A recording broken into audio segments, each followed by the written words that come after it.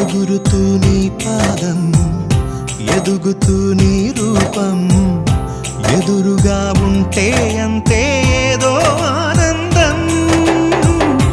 అడుగుతూ కాసేపు, అలుగుతూ కాసేపు, అనుక్షణం నీతో ఉంటే ఎంతో సంతోషం.